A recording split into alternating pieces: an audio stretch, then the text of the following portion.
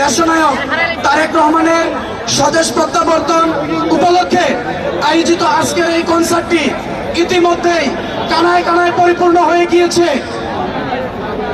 আপনারা সবাই যদি আমাদেরকে কন্ট্রিবিউশন করেন, আমরা এই অনুষ্ঠানটি দীর্ঘ সময় পরিচালনা করতে পারবো।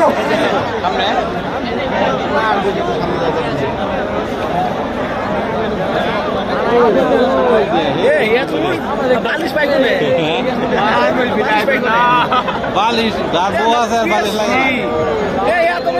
পাইকনে রে।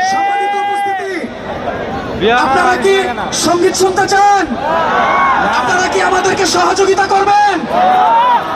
এ পর্যায়ে মঞ্চে প্রবেশ করছেন বাংলাদেশের প্রখ্যাত শিল্পী, জাতীয় চলচ্চিত্র পুরস্কার শিল্পী, 2020 সালে যিনি জাতীয় চলচ্চিত্র পুরস্কারে ভূষিত হয়েছে।